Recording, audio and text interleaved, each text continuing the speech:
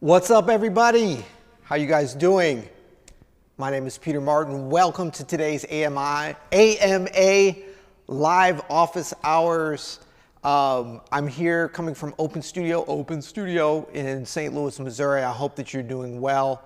Excited to hopefully share a little bit of information. Maybe we'll share a little bit both ways. That's always good. Thank you guys for the questions that are coming in already. I was just starting to read them, and I'm going to kind of start at the top. So the way we do this is drinking, getting hydrated. Very important for all activities. Hopefully, can you hear okay? In case I play a little bit.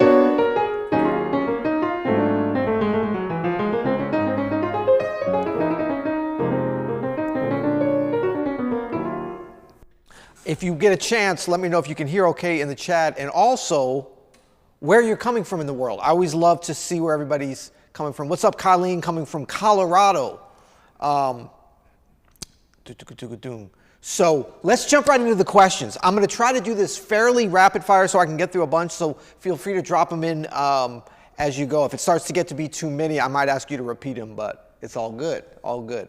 Hope you guys are having a great Thursday, too. Okay, Big Tipper says, since I'm early, I'll ask two questions. How do I start improvisation on sax? Also, how do I get into the jazz industry? I'm 16. Okay, how do you start improvisation on sax? It's really the same for all instruments. And I would say that every instrument, except for the piano and possibly the guitar, you can really give yourself an advantage by learning some piano or guitar. I'm partial to piano. But the idea would be that the more you're able to kind of play, you know, basic things like shell voicing. So you don't have to be a virtuoso at piano, but if you can learn root and the shell, like over a blues, you're able to hear the harmony that you're going to be playing on the saxophone. Saxophone, of course, you're generally just playing one note at a time. Big advantage we have with the piano is to be able to play multiple notes. So this is just root and shell plus the ninth, and then later on you get into some upper extensions. But the idea is that you can give yourself a foundation for when you go over to the saxophone, give yourself a little bit of a head start. So I think that's the biggest tip for every instrument. Learn piano, and kind of no matter what level you're at. If you haven't done much piano or you're not putting much time into it, spend a little time, get yourself, you can get a $100 keyboard, no problem. And then in terms of getting into the jazz industry, there's not really a jazz industry as much as there is a jazz world. And the great thing about this is that this is a music and a genre and a culture and a connection that we have among folks that are into this around the world. And it's a very tight-knit community in terms of not geographically and not even necessarily stylistically, but it's very tight-knit in terms of people's are connected to the music because of the same thing. It's like a love of the music. You might have a particular artist that you like, a particular style, a particular era or whatever, but you can kind of find your tribe within that. But the greater jazz, as you call it, jazz industry, to become a part of that, it's all about learning to play, learning how to connect yourself with the tradition. And so much of that can be done just sitting in the practice room, sitting in your bedroom. You're 16 years old. Take the time now. Hopefully you got some parents or grandparents or aunt and uncle or somebody that's paying most of your bills right now. So take the time to practice, to listen to records, to really develop, so that when you are able to kind of start connecting in a bigger way, that you'll have a lot of things kind of under your belt. But then it's just about finding other musicians that want to play, and you can find that all around the world. There's people playing jazz everywhere. I mean, it's pretty amazing. Any kind of city of any size, you can find people, and with the internet, of course, it's easy to connect. You can find online, Open Studio. A lot of what we do is connecting people around the world through the music. So I wouldn't worry as much about the industry as I would about connecting yourself with the music and the people. And then just give a lot, you know, offer to give, offer to play a gig for free until people, if you aren't getting called for gigs for pay. And then keep showing up, and then good things will happen to you. You know, it's a process, but it's something that people love to be connected with this music. So it's really a fun thing to get involved with. It's not like getting connected with an industry where it's just totally mercenary or something. There's a lot of joy here. So best of luck to you in all of your endeavors. Leonardo asks, alternate dominant chord approaches. Alternate, so I guess you mean like alternate. So if I take C, let's see, C altered, do I have keyboard? Do I have, there we go. So I like to find the triads in there to make those sorts of approaches. And,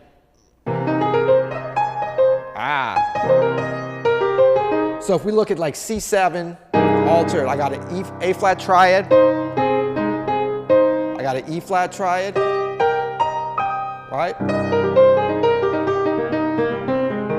And then when you use those ones that are kind of far off from what your actual chord is, it gives you a chance to throw in a C triad when a C triad would sound a little bit too vanilla or plain. So if I'm playing C7, even if I'm doing the sharp 7, I mean sharp 9, that's kind of, I don't know.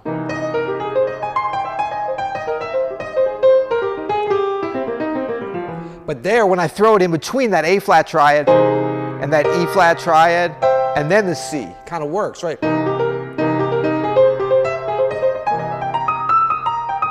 And then here, it's like E flat triad. It's kind of a chromatic thing, but it's really going up to that C triad.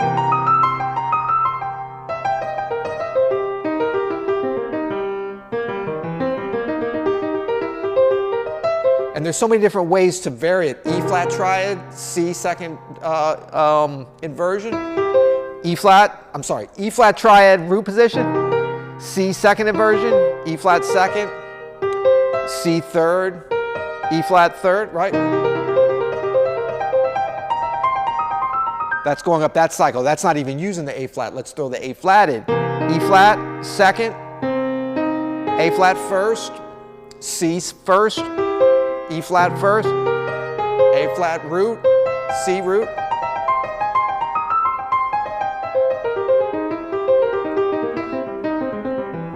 That's why it's good to learn your triads. You know, learn them in all arpeggios, that kind of thing. Because they do come in handy and can be hip. So hopefully that helped. Alternate dominant chord approaches. Ron says, I'm about to be a jazz major in college soon. Congratulations, Ron. And I want to start composing. Hold on just a second. Sorry. Are we still here? Can you guys hear me cool? I saw a big drop off. Okay, good. You guys are there. I'm probably looking at the wrong thing. It's all good. Excited so many of you are here. Thank you guys. I'm about to be a jazz major in college, and I want to start composing my first big band chart. How should I get started? Also, how can I get started on jazz improvisation? I'm a jazz trombonist. Okay, so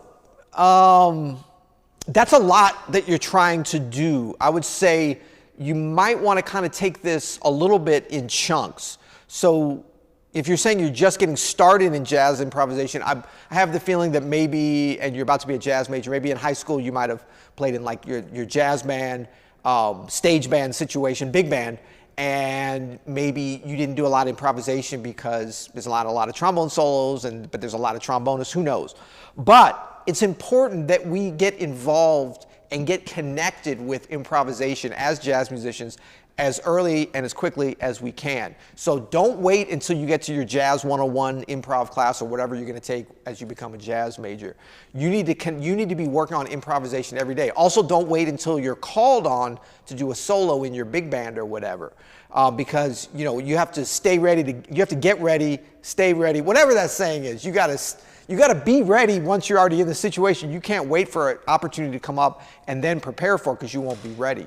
So improvisation is such an important part of everything we do as jazz musicians. Even if you play big band and 99% of the time you're playing parts, that time when you get to play that solo, or maybe you're playing second trombone and the first trombone player gets sick and you take over all those solos, you got to be ready with that. And so when you say get started on jazz improvisation, start that today. You know what I mean? The big band writing, I would put that a little bit secondary. If you feel like you're behind on the improv side or you're just getting started on improv, I would do that first. Composing for a big band is great, and it's certainly something that's a lot of fun. I've done it a bunch. I haven't done it really in years, but I did it a whole bunch back in the day. And but you don't want to put that ahead of improvisation. Now, if you feel like you are getting going on your improv and you got time and you want to do the big band stuff, again, learn the piano, because there's so many things that you can do and sort of scale out from learning basic voicing. So like your trombonist, if you have a 3-part trombone section and say you're doing all the things you are, and you do an arrangement.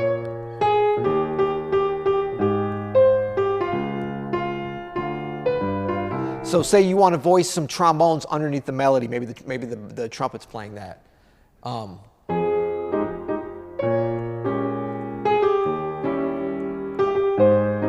So I've got that.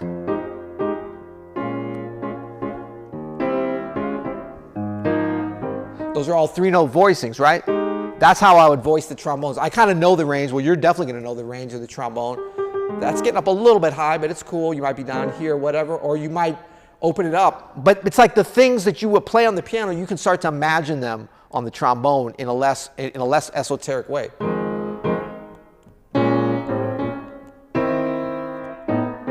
So these are all 3 notes, three note voicings that are moving together. So same thing, sax 5.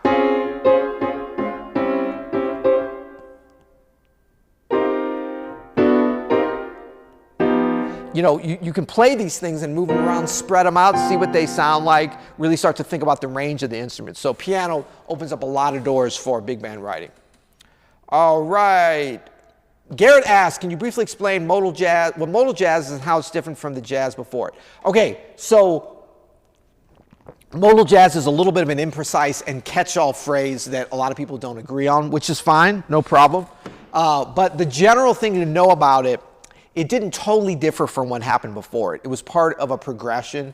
A lot of times these things in the history of any kind of artistic endeavor, it's very easy to look at certain seminal recordings or paintings or books and say, oh my gosh, everything changed at this time. Miles Davis Kind of Blue introduced modal jazz. No, it was being played, a lot of those same elements before that. That album might have been sort of a touch point in terms of people kind of understanding and getting clarity on this sound, and it might have really consolidated that thing and curated it in a historical standpoint. But these elements were already coming in. A mode, at its very basic essence, is just you've got a B-flat major scale. Well, let's do C major. That's even easier. And so we're going to move up and play these different scales starting on different notes. That's really modal. So from the sense of what people would hear on Kind of Blue and kind of classic modal jazz D minor Dorian.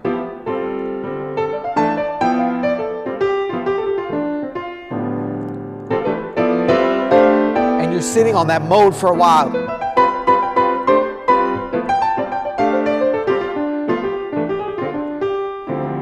And then when you go up, you're going up chromatically, but it's the exact same Dorian mode. So the whole thing is sort of structurally based on that Dorian mode, one mode for the whole tune. Now, that Dorian was used before, so what? So it's not like that's the first time, but this was kind of highlighting it and using it as a device structurally to sort of set things off. So in general, modal jazz really started to highlight things that were already being used in different rhythmic and structural formats, but really focusing in on those specific modes. And then sometimes it's,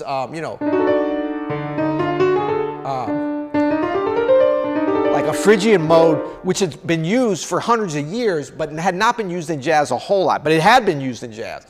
But then you've got it being used for measures on end.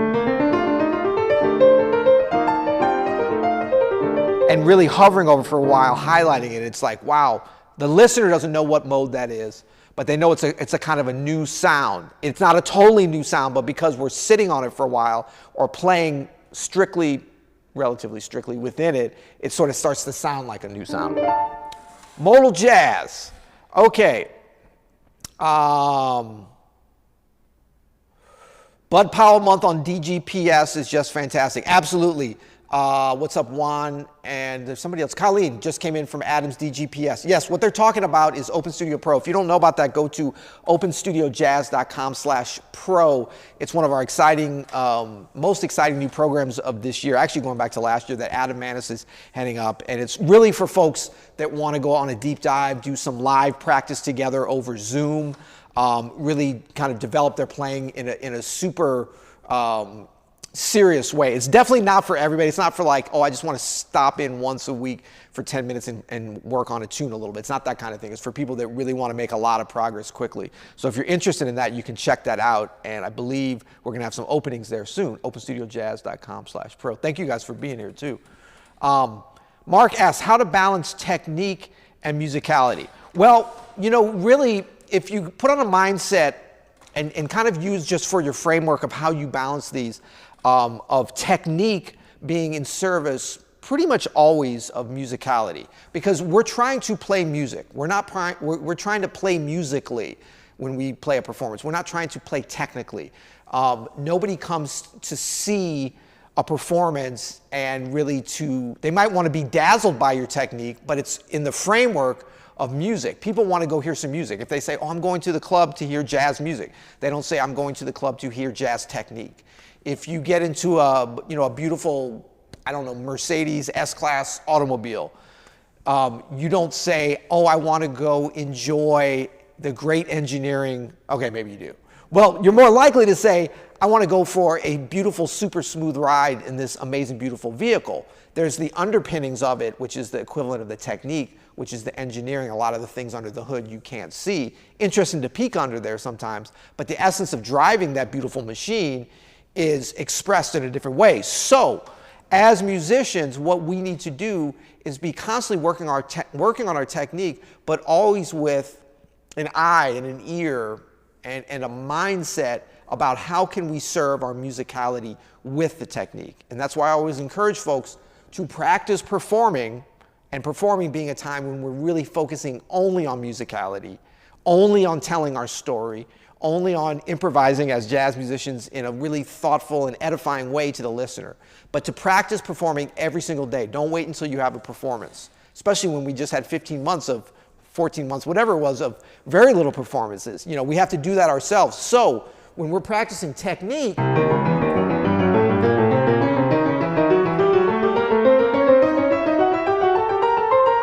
when I practice scales, and that's just broken thirds, diminished half whole scale that I'm doing there, I'll often practice this.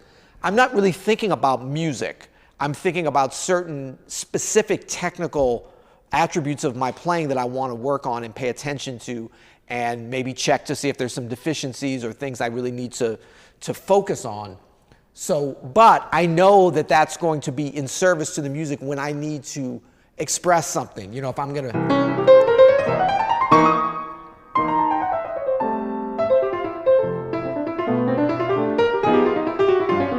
I mean, this is a little bit random, you know, but there's going to be a time when I'm going to have to play something and execute it, and it's going to be part of the musical story I want to tell, and the more technique I have, and technique is just about control. It's like, how can you control the instrument to make it sound the way that you want it to do?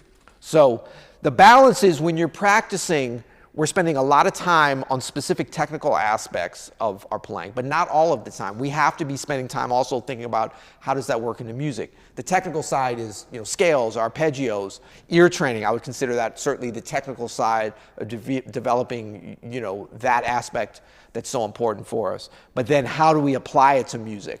And then a lot of it, you just have to let it come out naturally, and it will. I mean, as you develop a technique, you're going to want to use that in service. It's just like, you know, if you're eating healthy foods, you don't have to tell your body over and over again, now process these foods and use them in the way they need to be. No, your body's, once things are going well, it's just going to be kind of chugging along. You're going to be burning calories. You're going to be feeling good. You're going to be alert. You're going to, you know, all the benefits of having quality nutrients in you. The same thing with technique. The more you practice, the more you internalize fingerings for piano, for instance, very important. Embouchure, if you're a trumpet player, all the different technical challenges that go along with each instrument.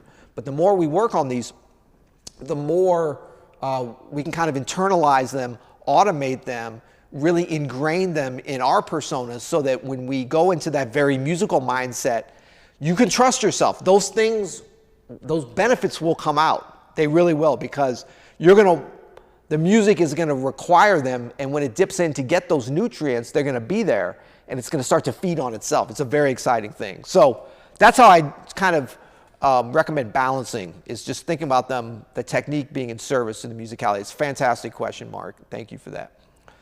David is asking, I'm trying to improve my accompanying. What's up, David?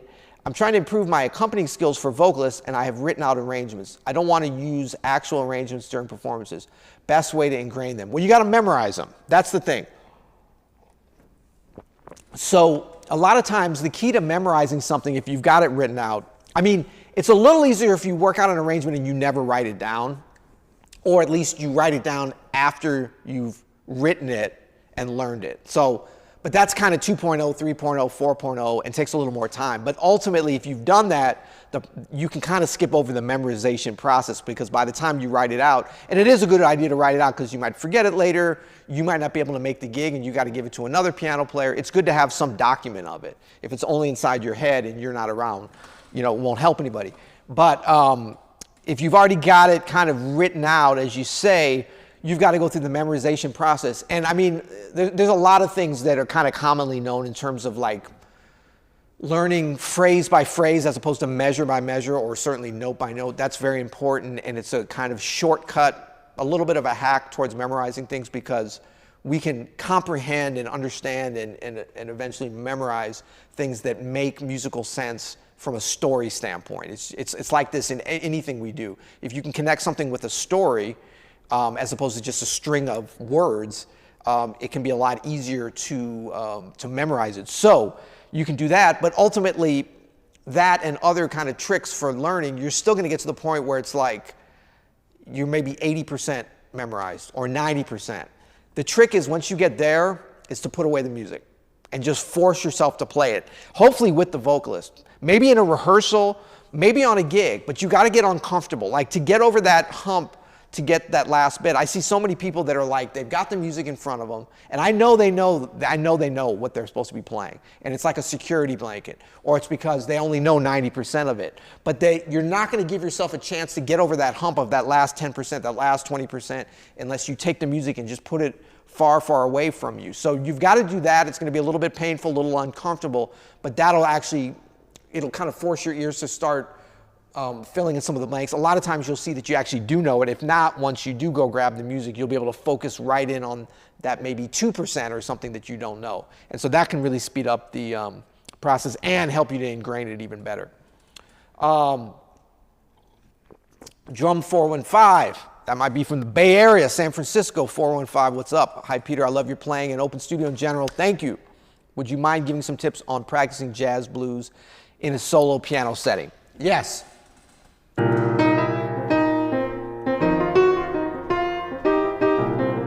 I mean, practicing solo piano is great because you don't need anybody. It's like if you're an introvert and you like to go hang out, you don't mind going to the restaurant and sitting by yourself. In fact, you might not even go out, you might just stay at home. That's what solo piano is. So if you're practicing a blues, is that what you say, practice or play? Yeah, practicing jazz blues. Root and 7, that's your friend. Root and shell, root 3/7, if you can reach that. And keep things simple and scale out to a couple of different keys as you're practicing, instead of trying to really build up your voicings in just one key. Because you're going to be able to develop your ears quicker that way. Your practice can be more varied, it's more challenging, it makes you more uncomfortable, which is when you're going to really grow as an improviser. So by that I mean, take these basic voicings, root 3/7, root and shell, just 1 4 5, and go through all the different keys with some simple improv.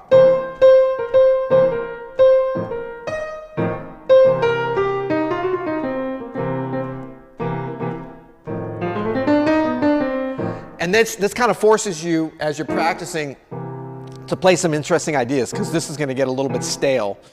But you can play some hip rhythms with it. I love being challenged to just play,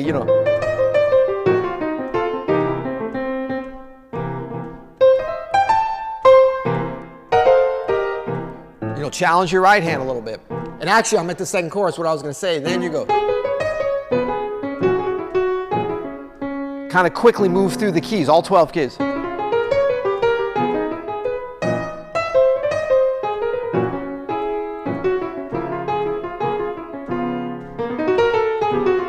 And I really want to do, and you can kind of vary it up, but first, make sure you get it there. So restricted practicing, playing over the blues, simple things in the left hand, let your right hand really start to have some fun. Evgeny, dear Peter, greetings from Russia. I've been a fan of yours for a long time. Thank you. Do you have any specific warm-up exercises before solo playing?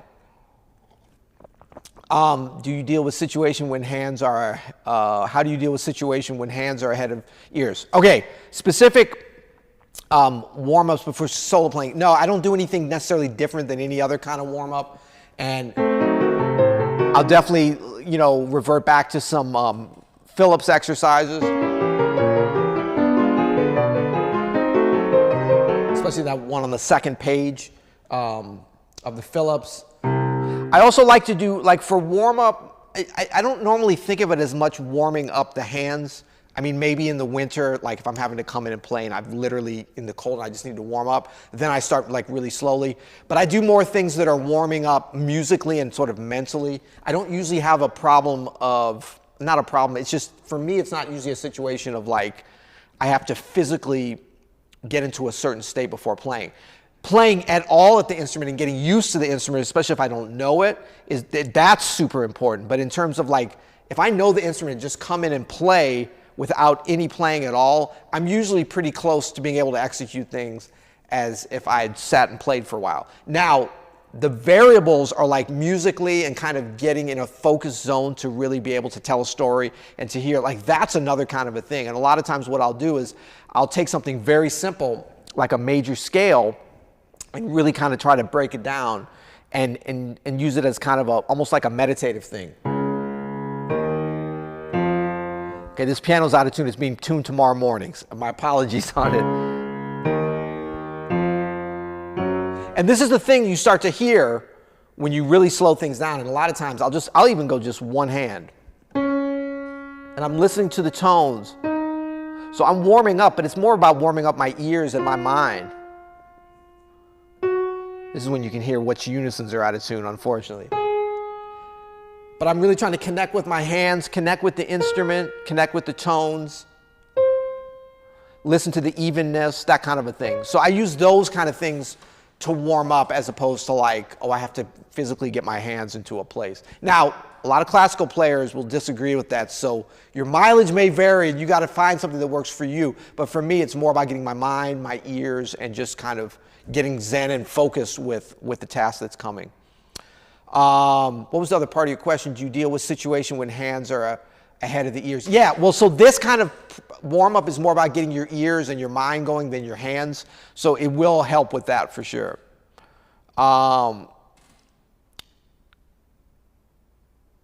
Okay, sorry, I'm just jumping back now because it's scrolling. Thanks for all the questions and thanks everybody for being here. If you just got here, I'm Peter Martin. This is AMA Live Office Hours. I got inspired. Some of the folks I follow on YouTube do a weekly. I don't know if I'm going to be able to keep up with that. If you guys want and it's of help, I certainly will try.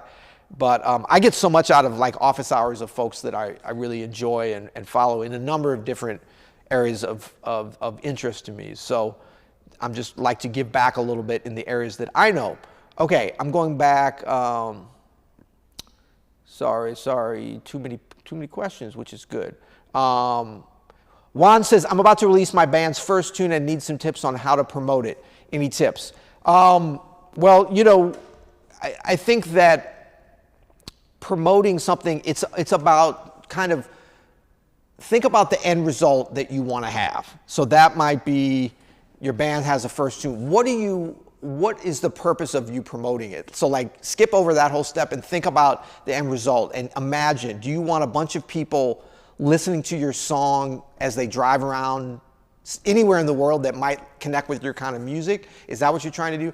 Are you trying to like have a bunch of people listen to it on YouTube so that they can watch a video of it? Do you want just anybody who would like it to buy it and download it and cherish it forever? Do you want it as an entry point to a bigger CD? A lot of times people are like, I'm making music, how do I promote it? Well, it's like, well, who do you want to promote it to? And even more importantly, what is the situation, like for music, for instance, like how do you see this benefiting them? How do you see them enjoying it? Is this for other musicians? Is it just for general jazz lovers? For people? Is it for your family? Whatever. But whatever that is if you can imagine that end result that you're looking for, then you can kind of work backwards and think about the promotion of it is just about how do you connect it to those people. So let's say that, you know, and a lot of times people will answer, well, I want anyone who wants it to listen to it. You got to be more specific than that, because if you just kind of put something out into the world with no real kind of goal with what you want to do with it and what you want the user to do with it, it's very hard for you to promote it. Because for me, promotion or marketing is really about solving people's problems in a very specific way. And so it's less of the going out on the street corner with the big arrow and the billboard where it's like, come in here or whatever, where you're just trying to spray everybody with your message. And it's more about, you know, looking for some relaxing, you know, well, it's not just piano, it's with your band, looking for some relaxing jazz background music to study by. I don't know.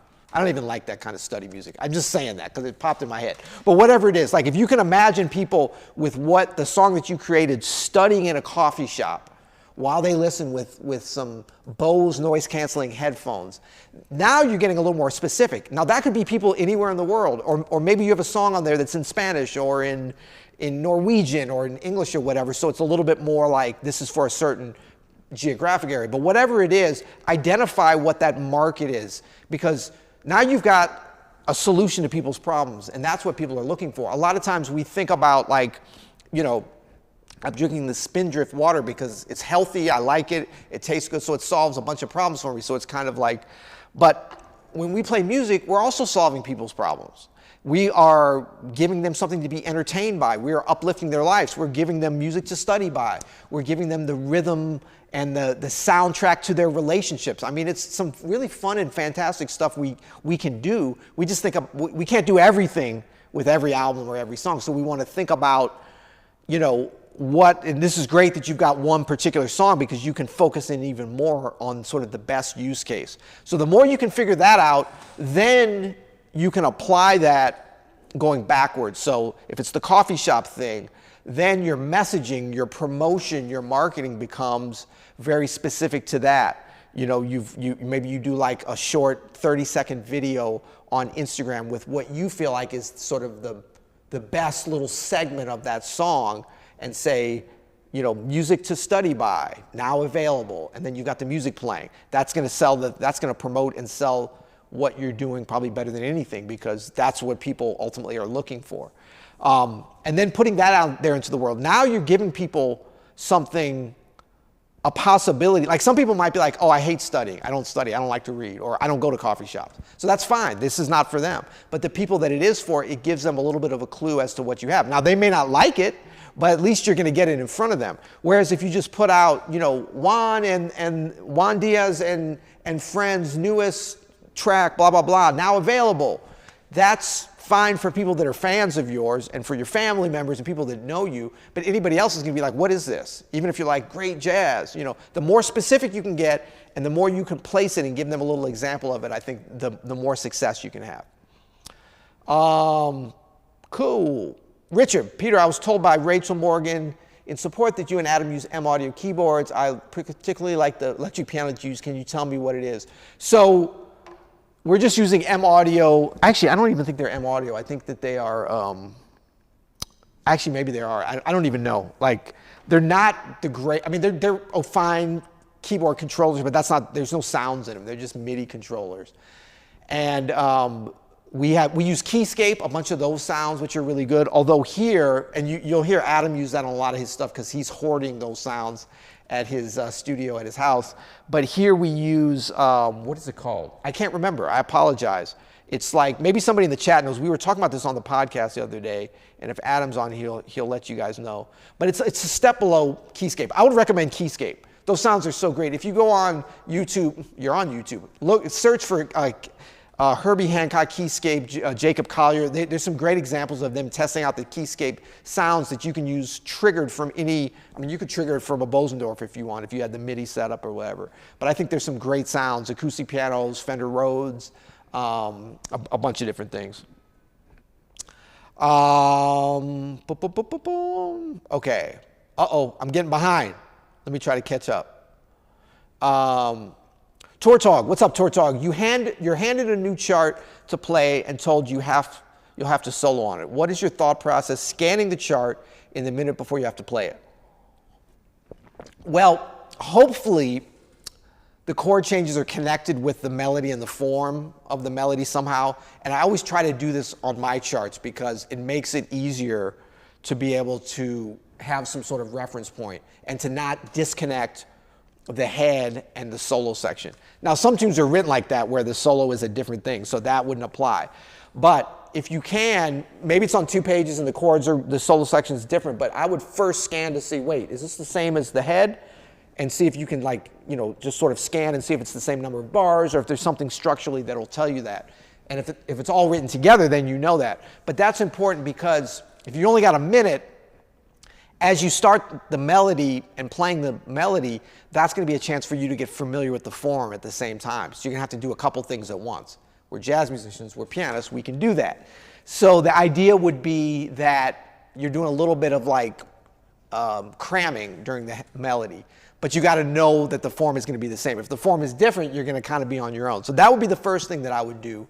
And then as the melody is being played, especially if you're not having to play the melody, maybe you're just accompanying, you're starting to sort of make, you're not going to be able to memorize probably unless it's a really simple form, just playing the head one time. You're not going to be able to memorize the form. But maybe if somebody else solos, you may be able to. I've done that before where I'm playing something new or maybe something that I've heard but I don't really know, but I've got the chart and I'm just sort of playing it. You'd be surprised at how much of it, at least parts of it, you can kind of memorize or internalize. Because it's very hard to improvise while you're reading something new. So you've got to take the melody and then hopefully some of the other soloists, if you can push your solo back a little bit, take that time to kind of get a feel for what the form is. Because telling a story, you got to know what the framework is, you know, and you can do that as you go, but it's harder. So if you have to take the first solo and you don't have a chance to do any of that, what I would do is be looking ahead, kind of like when you're reading something, you know, sight reading something for the first time, is try to look like even 4 bars ahead if it's kind of structured by 4 bars. So as you're playing, you're kind of glancing ahead at what's coming next so that you can know how to make some of those connections as you go.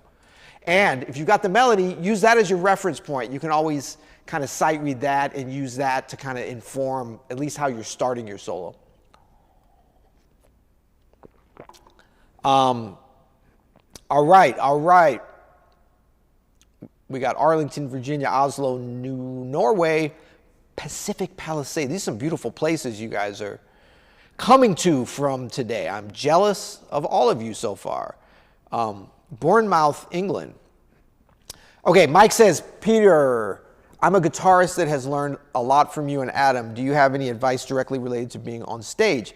Practice time is over. There's butts and seats. It's time to go. Thoughts? Yeah, this is time to get, like, excited. This is game time, butts and seats. Man. This is time for us to get hyped up. You're going to be nervous on some level. I mean, every performance I do still, after hundreds, thousands, however many it's been over the years, I still get nervous a little bit.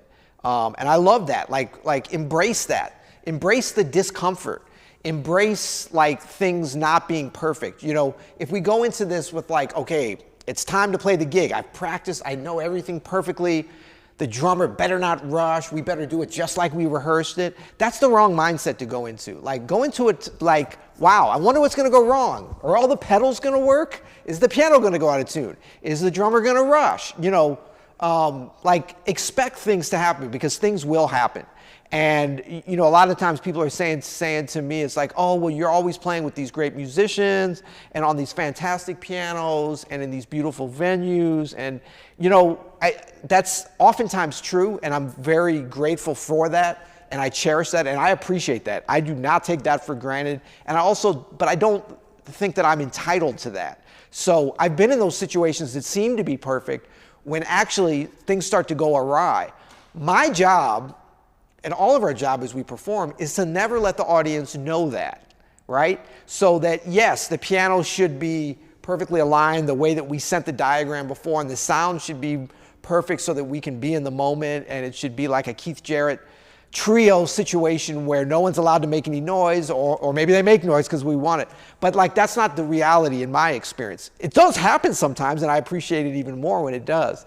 But I expect something to go wrong, and I look at that as a time to be like, how focused can I be that I don't let that get in the way of me doing my job, you know, which could vary at a lot of different times. Solo piano's been fun. I've done so much solo piano over the last 15 months that I'm excited to play with other musicians again. I've been doing a little bit of it, which is great. But playing solo piano is great because you take out a lot of variables, like for good and for bad. The bad is you don't have that humanity, that connection with other musicians to connect with, which is so fun and so exciting. But you also don't have all those question marks as to what are they going to do, and are they going to not be on their A game tonight, and all those kinds of things. So that's good and bad, but that does allow you to, and I think require you to, if you're playing any kind of solo situation, to really, really focus even more because you don't have those different variables. So it's like you try to get everything as good as you can. You try to be as prepared as you can. But as you say, butts are in seats. It's go time. The main thing is focus on what your job is.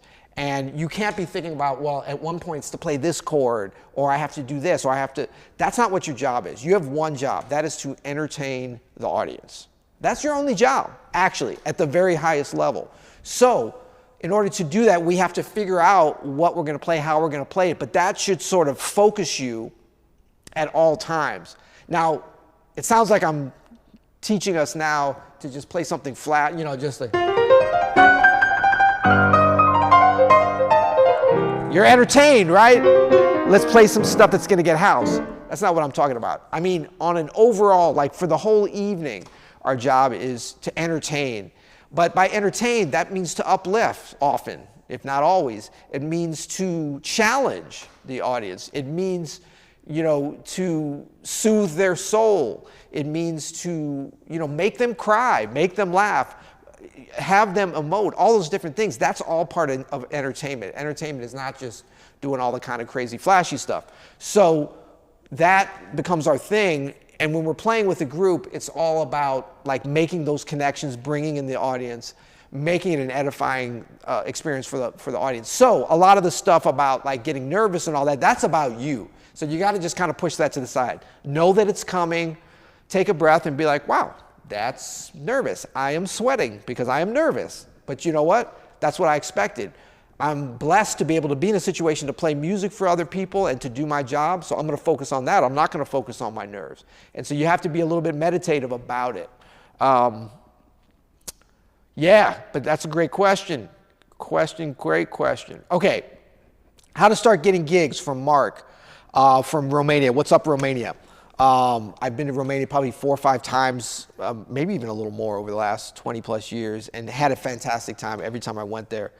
Timisoara, I think, was the last place I was at a beautiful big festival outdoors. I remember exactly how it felt. I remember how the piano felt, the audience, everything about 5 years ago. How to start getting gigs. Put yourself out there. You know, put yourself out there in real life as we're opening up, for sure. Also put yourself out there on social media. Do both. You know, a lot of times I'm seeing a lot of younger musicians are like, you know, actually, Robert Glasper had a great thing about this.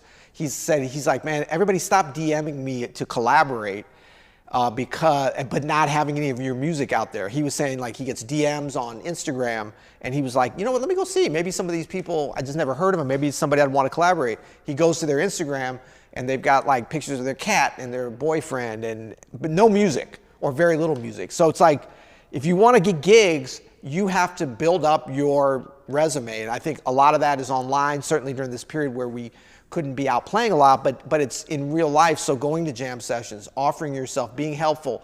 If you want to get gigs, the quickest way, offer to play for free.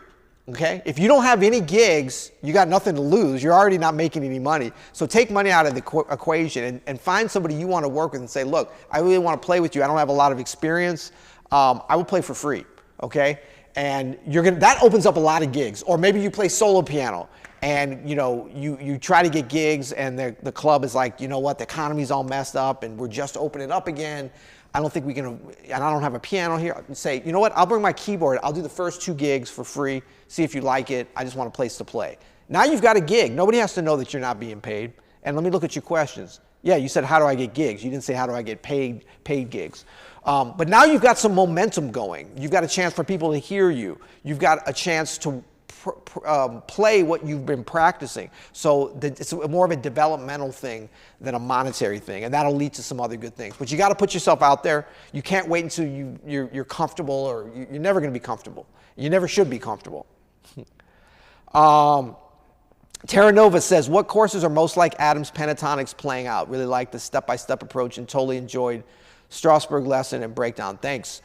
Well, we have pentatonics.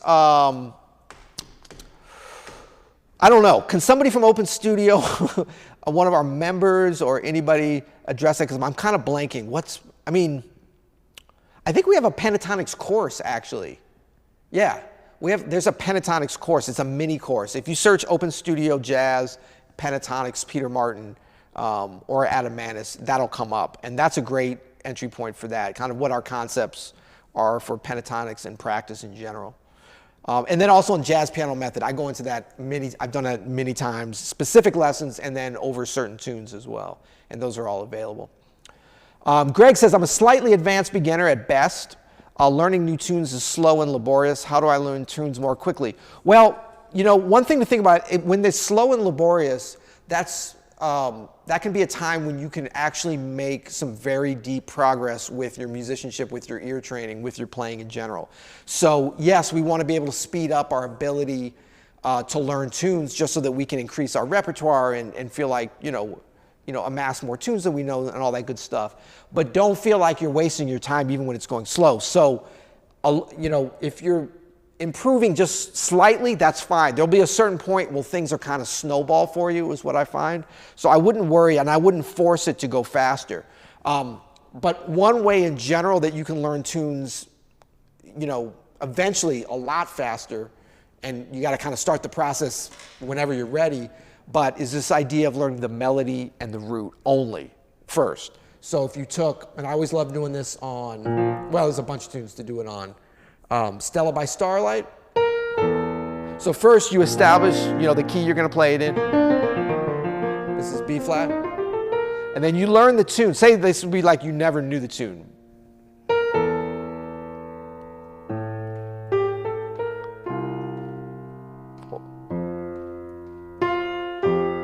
Just the root, not a bass line.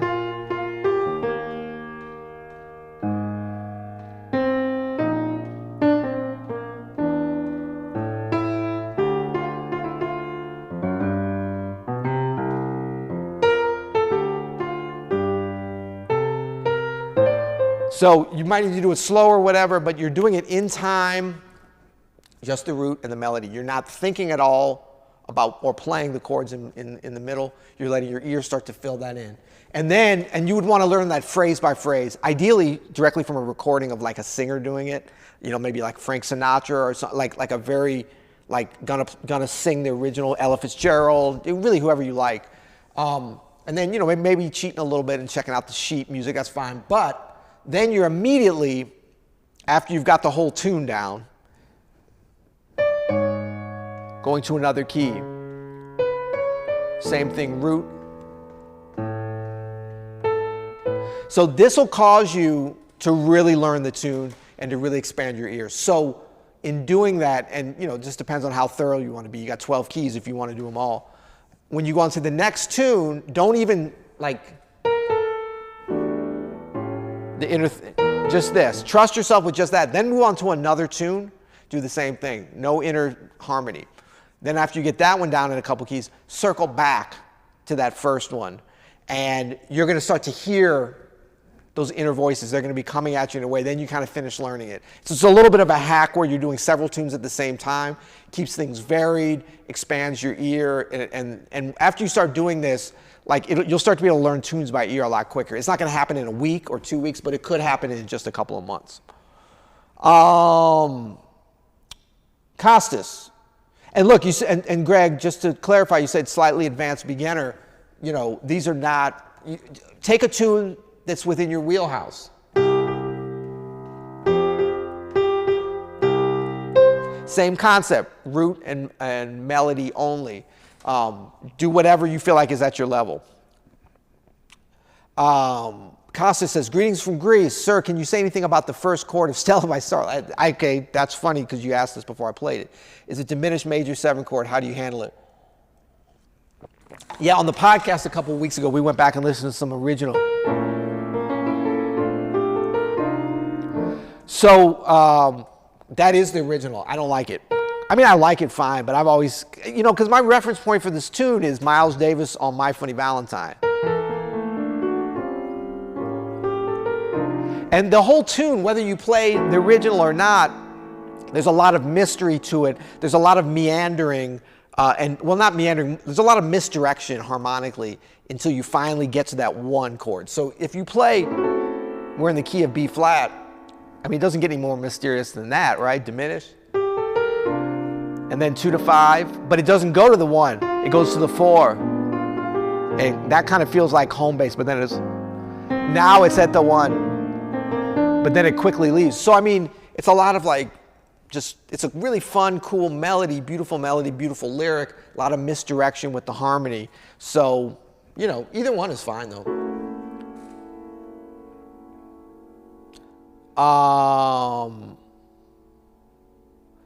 Cool.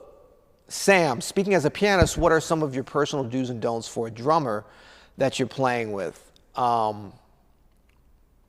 You know, I would just say, okay, do's and don'ts for drummers. I think do listen, you know, don't not listen.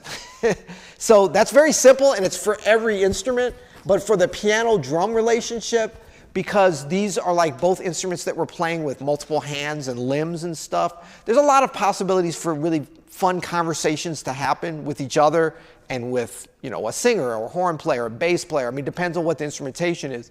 But probably the pianist and the drummer have the most opportunity and ability and possibly agility to be able to have multiple conversations at the same time. That's hard to do, especially if you're not listening. So, you know, for a drummer, you have to get very comfortable with playing while you're not necessarily not listening to yourself, but you're not focused on yourself. And that's a hard thing because a lot of drummers, they have the kind of personality where they like to focus on themselves. You can do that. That's called a drum solo. So like the great drummers that I've played with, they have this ability to kind of bounce back and forth from being very me focused, very like I wouldn't say egocentric, but just very comfortable with having the focus be on themselves. You know, it's like LeBron James when he gets a steal and he's dribbling down, he knows he can just lay it up, but like he's okay to go up for a big windmill dunk or something. It's still just 2 points, but he understands the entertainment part. So it's not even really an egotistical thing for him. It's more like it's a show, right? So great drummers have the ability to do that, but then they have the ability the rest of the time to really be complementary players, to really be in the background, to be somebody that can help with the energy, help with the groove, you know, all the different things that you can do from any instrument, but they're just easier to do from the drums in a supporting role. So I would just say really develop that ability to be in the background and to be in the foreground and to be able to go back and forth really quickly. And then just time, you know, work on your time like crazy and put yourself into uncomfortable situations, different tempos, different grooves, you know, learn tunes and then play different grooves over it. Like I always think about, you know, this is for any instrument.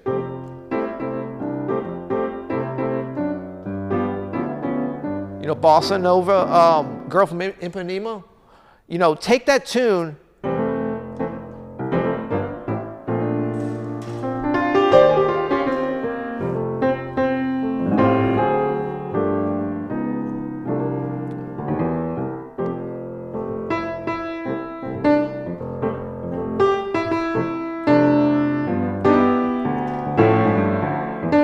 This one's hard.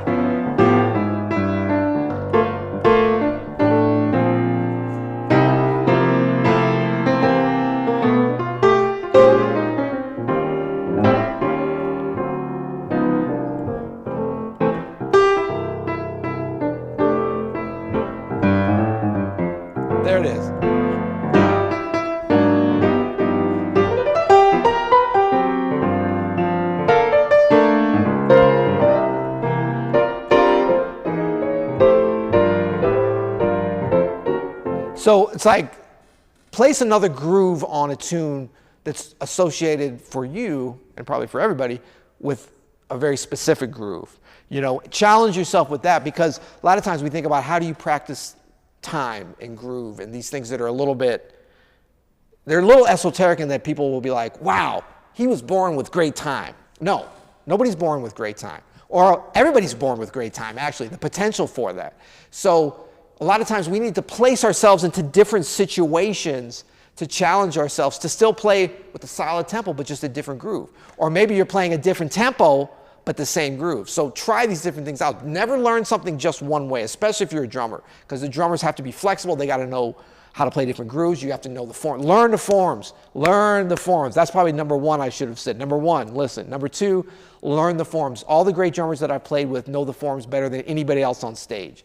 So I'm not saying you have to know it better. I'm just saying all the great drummers I played generally did know it better. So it's definitely a great kind of entry point into that world of greatness, I think. Okay. All right, Mimo. Hi, Peter. Greetings from Lake Como. Come on. You're killing me here. I love Lake Como. I jumped into Lake Como once, and it was cold. It was very cold. Nobody told me that. Is it possible to achieve your independence of hands through direct exercises without studying in advanced classical music? Yes, it's definitely possible. I would just say the way that I understand it, it's a little bit easier doing it, and not necessarily easier. It's a little simpler doing it with classical music, or at least having that part,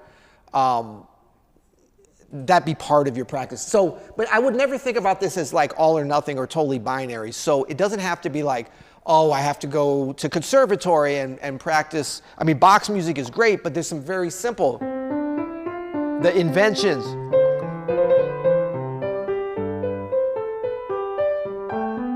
I mean, it's just beautiful, fun music to play. So it doesn't have to be a whole ordeal. But that'll definitely help your independence of the hands. Because when we're improvising, when we're playing solo piano, jazz stuff, the things that we can't play, there's not going to necessarily be anything or anybody that's going to force us to try and challenge us with the hand independence and finger independence too. So classical music, or any written music, it doesn't have to be classical music, but that gives us something specific that we have to play with both hands. So it's going to place us into a different, more challenging place. Okay, I'm going to start moving quick. Sorry, stage band, old school for sure. Hey, Peter, I'm about to go to college for jazz piano myself. How would you recommend I structure my practice sessions? I've mostly been transcribing Wynton Kelly solos. That's a great thing. You're off to a good start there. So keep doing that. And, you know, I never am like, you have to transcribe anybody. Transcribe stuff that you like, but try to like make it varied. So within the world of jazz pianists that you like, I'm sure there's a variety. So try to be like shifting through, even if like Wynton Kelly's your favorite, maybe learn one or two of his solos. Sounds like you've done a bunch. Move on to something else. Red Garland's great, but maybe closely connected with Wynton Kelly. So maybe go back a little bit or go forward. But find stuff that you love, find stuff that you know. That should be a big part of your ongoing practice routine is transcription. Then you want to have a section for technique for sure. You want to have a section for repertoire, which is just learning tunes. And then you definitely make sure you structure. I mean, I've been telling people this for years, and folks are like, they say, yes, I understand, but then they don't do it.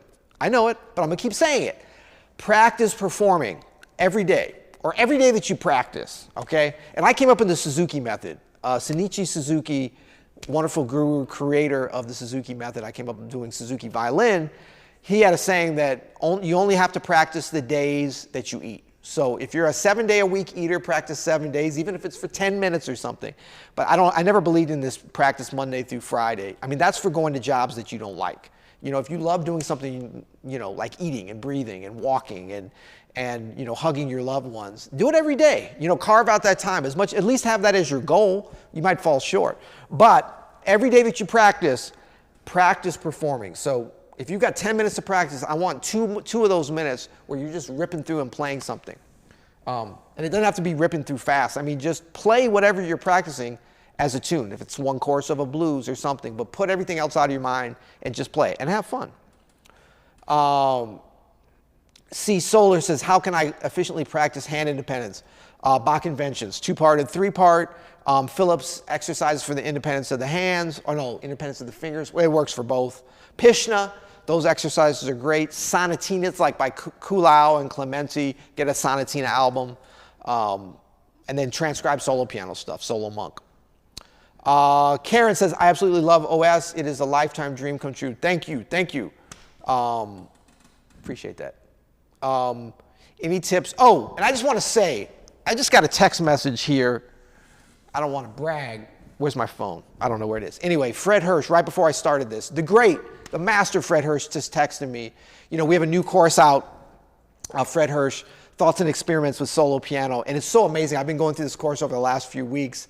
And it's such a beautiful thing. I encourage everybody to go pick that up. But Fred texted me and was just saying he just did a workshop and he's about to do some more and some performances and stuff in Europe. And he was just saying how happy he is already in terms of how his course is being received and folks that he's heard from, former students and just folks that he knows. So I'm so proud about that. And I thank you guys, the members, for your comments about Open Studio. But I got to say that, like, this is been a dream of mine.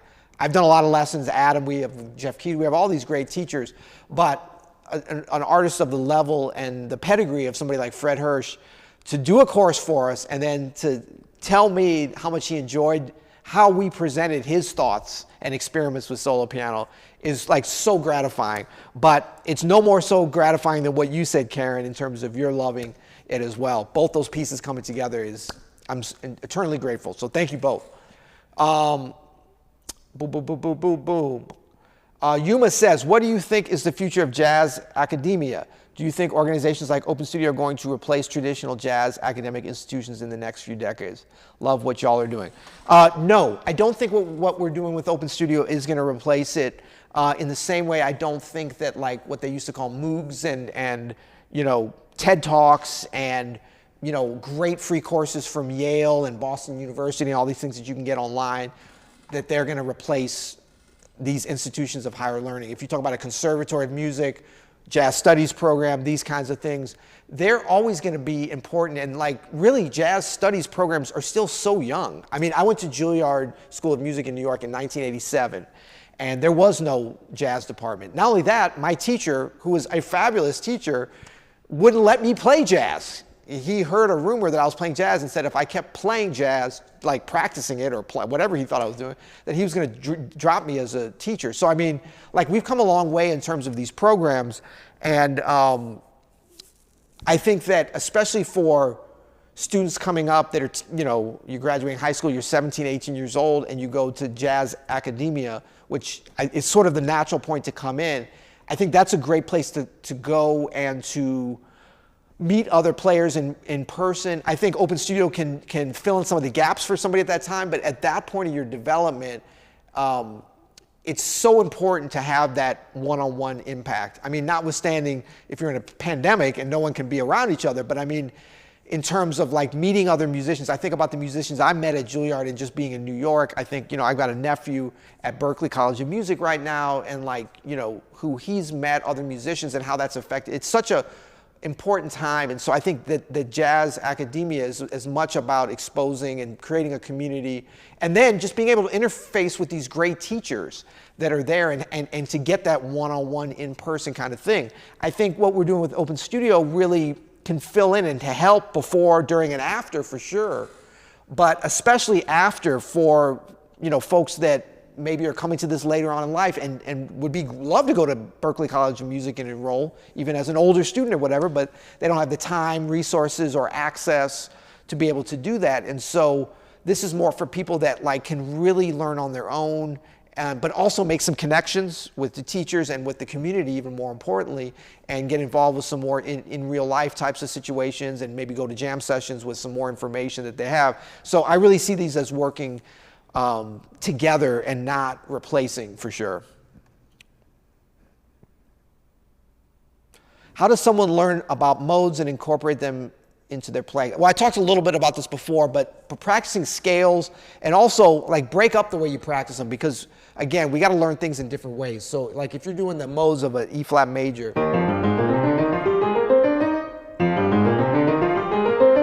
you know, you can just go through and play all of them. But then you kind of start thinking about, well, I'm just starting on the 3rd, or I'm starting on the 4th of the E flat major. So you might take it and go through all the different modes just in one key instead of playing them modally off of one key. So what that would look like is you'd play E flat, then Dorian,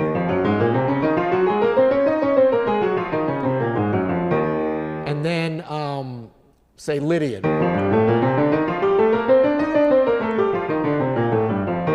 and then dominant.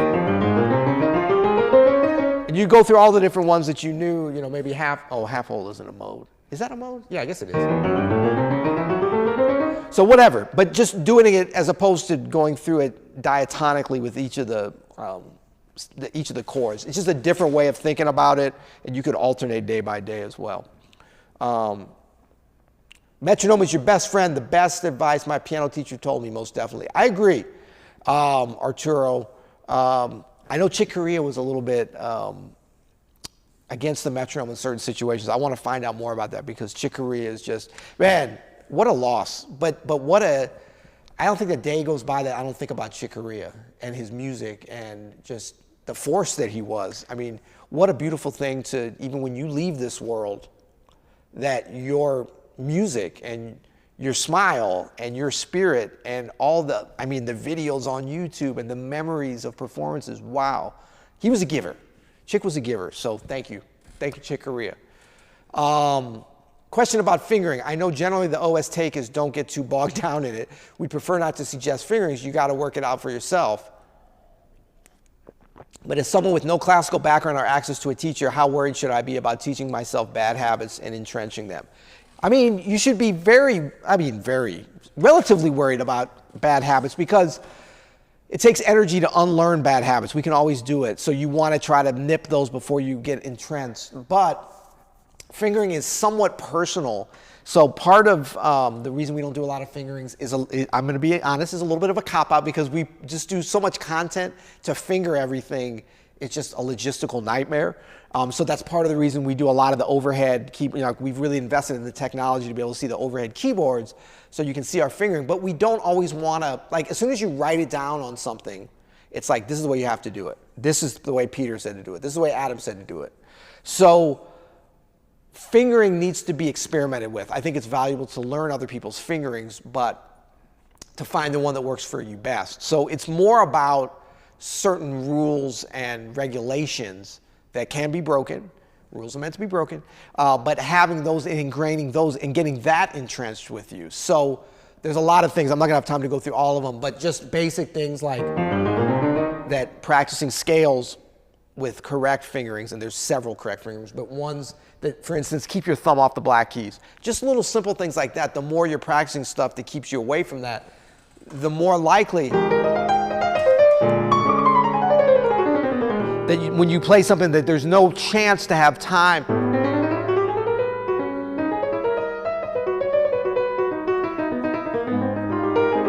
You're not gonna have any time to think about fingerings. The more chance you're gonna kind of follow a high percentage of those, hopefully, rules and regulations, kind of best practices, So I think it's more important to think about those because when you're improvising, you're not gonna have time. If you get the scales and certain arpeggios, and I will say we've done, what is it, the pentatonics? I think it's the same pentatonics course I was talking about before. We did some heavy fingering. I mean, I remember spending hours fingering all those exercises out. So check that course out. Sorry, I'm forgetting the name of it now. Pentatonics. It's something pentatonics that we did. And I developed a whole bunch of exercises over them, and I put fingers on every single note. And I made some mistakes on them, and my students told me about all the mistakes, so they've all been fixed.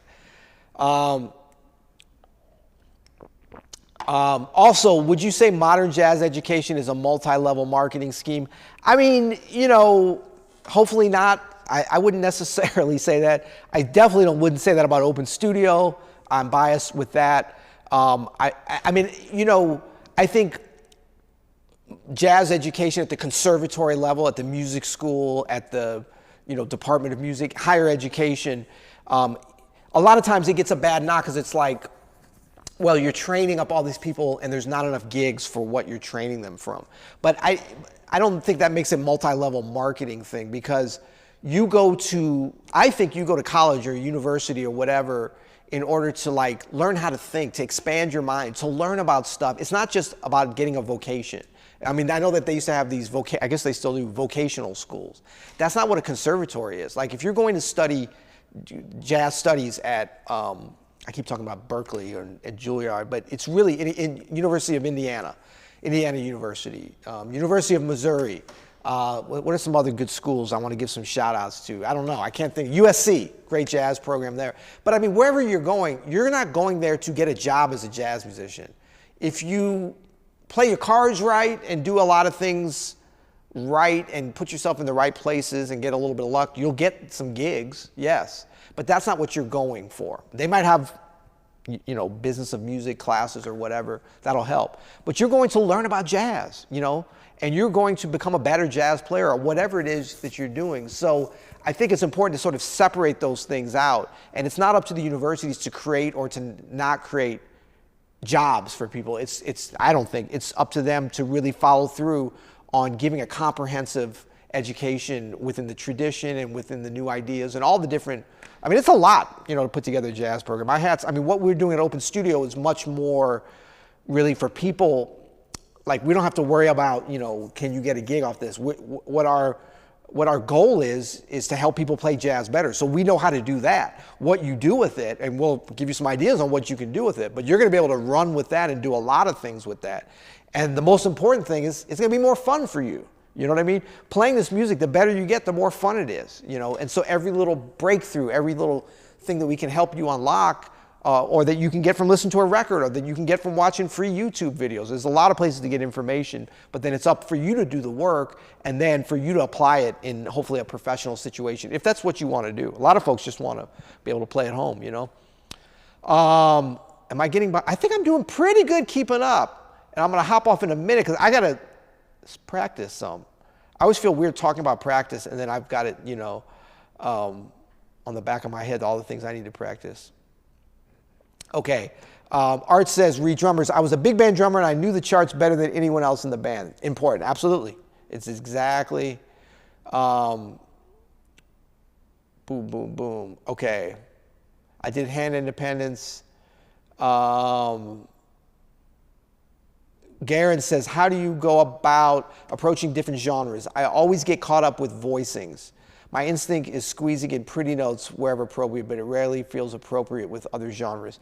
Yeah, you need to learn, so we're talking about, you know, voicings, obviously this is a pianist or guitarist type of thing, vibes maybe, but each genre generally kind of has its, you know, the same way, say, there'd be a set of different grooves that would be played in a genre, there'd be a set of different approaches to voicings. There'd be different approaches to, you know, melodic development and all these different things.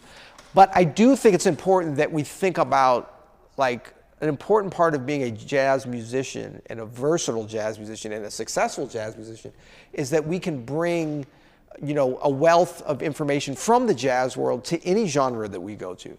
And so that's somewhat unique for jazz players. So I think it is okay to like, we don't have to go into situations and just say, like, I'm going to only follow the rules the way that, you know, samba players play.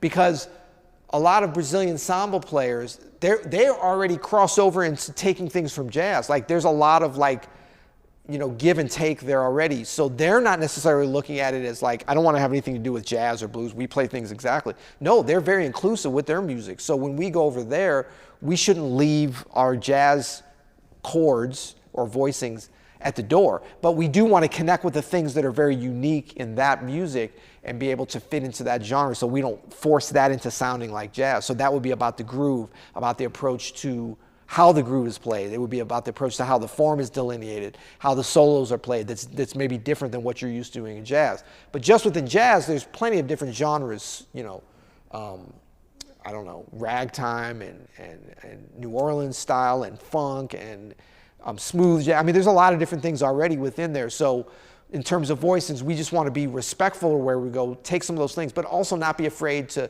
infuse it with the things that we have from jazz, which are generally bigger, more complicated chords. Just kind of use them at the right place, if possible. Good. Steven says, if I don't practice for a week, I notice. If it goes to 2 weeks, my wife notices. After 3 weeks, everyone knows. Exactly. I was a violinist. Yes, I started violin actually before I started piano. My mother is a Suzuki violin teacher, so I came up really ensconced in that world, and I'm so grateful because, you know, a lot of what I understand about how to learn music in a really, I would say, kind of an organic way in terms of developing your ear, and a lot of the things that have really been helpful for me as an improvising musician came from that Suzuki experience that happened to be on the violin, but it could be really kind of on any instrument. So highly recommended for folks that have kids. All my kids went through Suzuki violin, actually.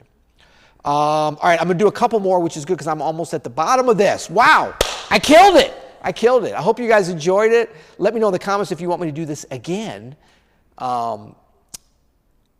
Lilas Music says, exercise for improving mental clarity, hearing lines in your head. Yes, listen to a lot of music very attentively and listen like a musician. You know, don't just listen background. I think it's okay to listen as background music, but don't let that become a habit. So listen to music without distractions, where you're very focused on specific attributes of the music, and then repeat your listening over and over again. This is not necessarily at your instrument. This is like taking a track that you know and love and listening to it and say, I'm going to only listen to the bass drum all the way through this track. I'm going to be focused. And your attention will drift, but bring it back to the bass drum. You will hear something new in that track that you know and love and have listened to so much. And next time, then listen to just the snare drum. Then just listen to the bass player. Just listen to each element.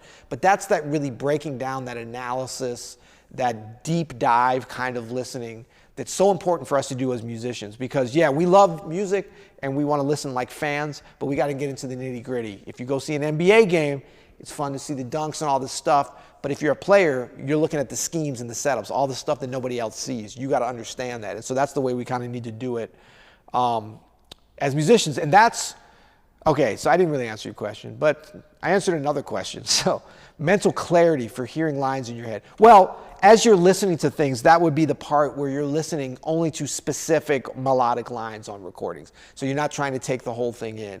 You're really breaking it down with that. And I would say marry that with a little bit of specific practice where you're learning those lines and transcribing them, but not within the whole solo, just taking specific lines that you feel really are things that you connect with, and then break those down on their own. That'll give you a lot of mental clarity for as you are developing the lines. Because really hearing stuff is just about, you know, being in the moment and kind of, as much as you can, just removing everything else that you've learned and letting it come out organically. So you can't be scared of hearing things and analyzing, but you want to do it in a very focused way. That's almost like the reverse of what you're going to be doing when you're sitting silent and saying, okay, what am I going to create now? And letting those lines come to you. Can you guys, hello from Mumbai. What's up, Mumbai? Atul. Sam says, what are some common things that guitarists do that frustrate other jazz musicians? Tips for playing with piano players. I mean, it's the same as drummers in some ways in that, you know, just not listening. And like a lot of the things that we would joke about all come from the thing of not listening to the whole. It's not even not necessarily listening to the piano player. It's just like guitarists playing loud. It's like they're not listening to their balance. I mean, a loud guitar can be a great thing if it's appropriate for the venue and for the band and what they're playing. But it's like you gotta kind of know how you fit into things. So you have to listen to the overall thing. Don't just listen to yourself. That's just a big problem for instruments that have a lot of musicians or attract a lot of musicians with a lot of agility. So guitarists, you know, are known for being able to really move around. Sometimes, I mean, it could be any instrument, but I mean, guitar is an instrument that there's a lot of guitarists that have a lot of chops. So it doesn't mean you have to be using them all the time. So like kind of understand the physical things and the mental side of your instrument and ways that you could kind of fall off the rails, and try to use some musical taste to rein those things in. Drummer, you're gonna be loud. You have the potential to be louder than anybody on stage. Guitarists also have the ability, if it's electric guitar and you got the amp there or whatever. So it's like, think about that. If you're a bass player, you have to work just to be heard, so that's not as much of an issue. So it's like really focusing on those things for your instrument. All right, good. I'm going to take one more question, and I'm almost at the bottom. I know I did skip over a couple. Some of them were like I didn't have a lot to say on, and I wanted to try to get to the bottom. Boom, boom, boom, boom. As a bass... Okay, I got to find one that I can say something. Okay. Quasimodo says, singing the lines while playing and improvising, tips for improvising melodies and runs. Yes, this is so important. There's like two different things you can think about in terms of singing.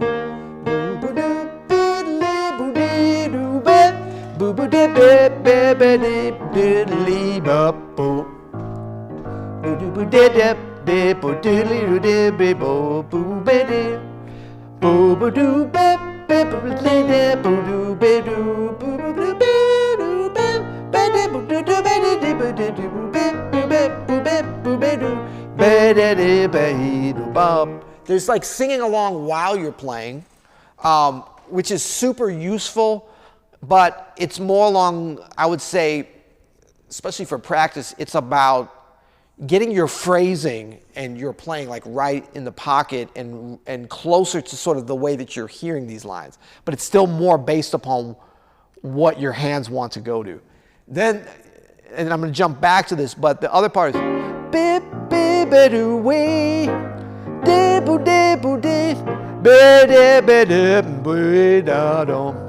this is not going to be as good.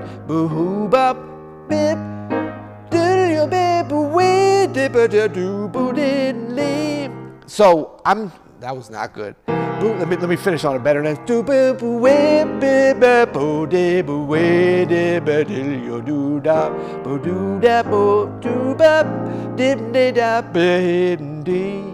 So the idea is that I'm just trying to hear something that's not connected at all with the piano. So I might do a couple choruses of that and then go back to playing where I'm really trying to let my ears guide my hands as opposed to my hands just sort of play things that I know are going to sound good and I'm going to match with my voice. Let me go to something besides the blues. So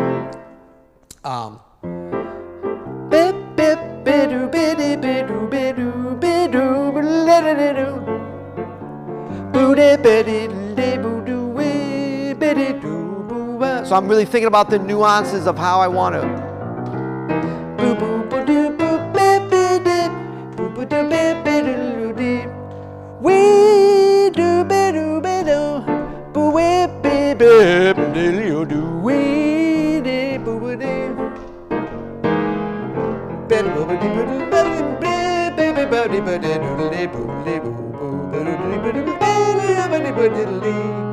So both those ways of practicing are really helpful, and you can experiment with them. For some people, one way is harder than the other, but you want to kind of be able to bring both those up and use that as a way to start to play what you hear, but also to discover different ways to phrase things that you already have in you that when you sing can maybe help articulate, get your hands to articulate things in a way that's a little bit more pleasing. And so some of the lines that you had, you're like, wow, I didn't really like those. You get the singing going, and then you take the singing away, and all of a sudden the playing is a little bit more pleasing to you, hopefully. All right? Boom, boom, boom, boom, boom, boom, boom, boom. All right, cool. Well, look, thank you guys so much for being here. This is Live Office Hours. I did this a while back, so I don't know if I'm going to be able to do it weekly, but I'm going to try to do it on a regular basis if you guys are enjoying this. So thank you guys so much for being here. Also, tomorrow I will be doing the final Shelter in Place, Connected in Place concert over at the Peter Martin YouTube channel, which is youtube.com/pianopeter, I believe, if you'd like to subscribe there. This is going to be the end of one chapter and the beginning of a new chapter, which I'm going to talk a little bit about tomorrow, but this is concert number, I believe, 66 that I started back on March 20th of 2020 every Friday evening, except for last week. I've done a live concert right from here, and so if you haven't joined me, next week will be the last, but that'll be a good time to join, 8 p.m. Eastern. And hope to see you guys there, and really excited for some things that we're going to be doing coming up, but we're going to talk about all that tomorrow. So thank you guys. Have a great day, and happy practicing. Peace and piano.